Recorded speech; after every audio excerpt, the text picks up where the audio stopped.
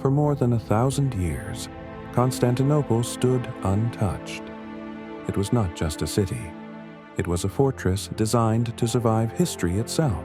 The greatest empires on earth surrounded its walls and failed.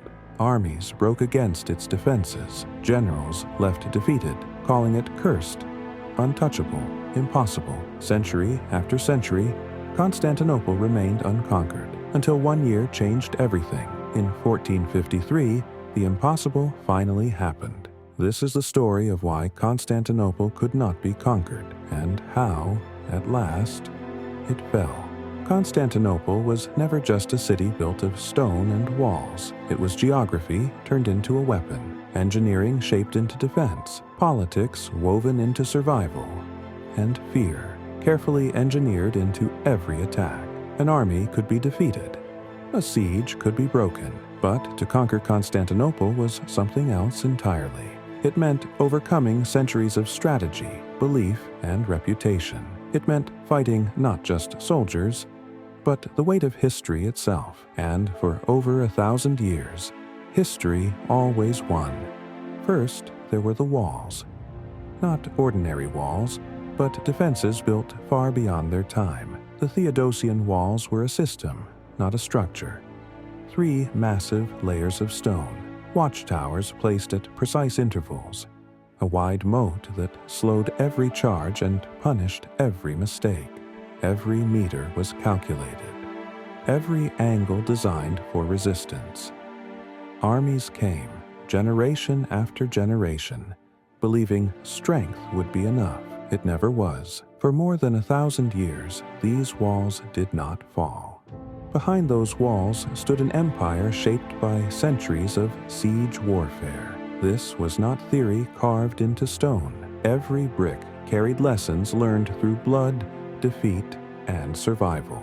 Every weakness had been discovered long before any new enemy arrived, and reinforced before it could be exploited.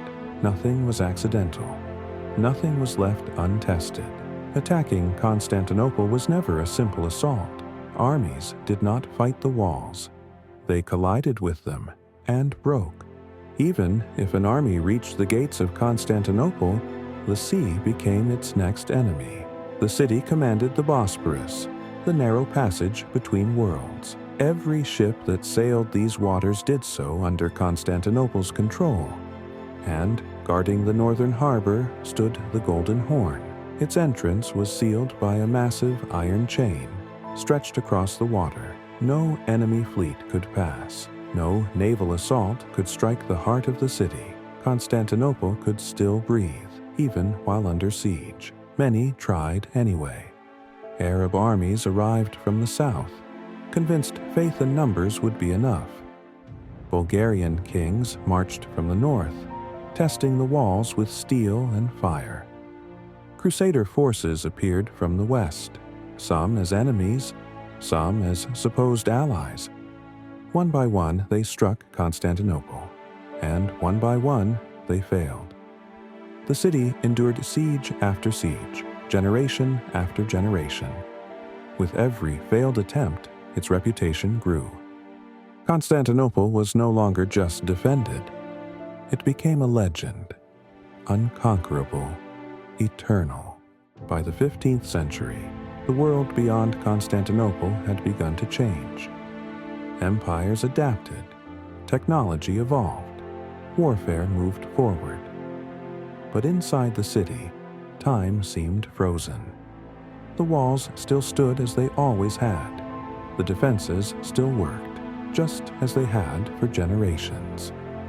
Constantinople trusted what had never failed, and for centuries that trust had been enough. Yet beyond those ancient walls, something new was rising. Something history had never faced before. Gunpowder changed the rules. Artillery turned stone into rubble. And outside the walls stood a young Ottoman sultan, willing to risk everything. Mehmed II did not come to wait. He did not plan to endure the city. He came to break it. For the first time in history, weapons were forged with the power to challenge the walls themselves. Massive cannons roared across the field, their shots shaking the earth beneath the city. Stone that had resisted armies for centuries began to crack, to crumble, to fall. Constantinople had faced countless enemies before: swords, arrows, sieges, and fleets, but it had never faced this. This was not a siege. It was a new age of war. But even the thunder of cannons had its limits. As long as the Golden Horn remained sealed, the city could still endure. Supplies could arrive. Morale could survive. Constantinople believed the sea would protect it, just as it always had. Then Mehmed chose a path no one had imagined. Instead of forcing the harbor, he erased it. He moved an entire fleet overland. In the darkness of a single night, Ottoman ships began to move in silence. Pulled across hills on greased wooden logs, they slid where no fleet had ever traveled before. By dawn, the sun revealed something unthinkable. An Ottoman navy had appeared behind the Iron Chain, inside the Golden Horn, deep within the city's final line of defense. Constantinople had not been breached yet, but the impossible was already unfolding. At that moment, Constantinople stopped being a fortress. It became a city caught in a tightening grip, trapped between land and sea, cut off from relief, cut off from certainty. Its defenders were fewer now, its options narrower. The balance had shifted, not because the walls had vanished, but because the world around them had changed. Constantinople was no longer just outnumbered. It was out-innovated. At that moment, Constantinople stopped being a fortress. When the final assault came, the walls could no longer save the city. The defenses gave way. One by one, the systems that had protected Constantinople for centuries collapsed. The legend did not shatter in a single moment.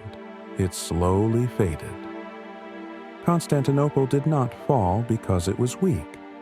It fell because the age that created it had ended, and a new world had begun to rise around it. The year 1453 did not simply mark the fall of a city.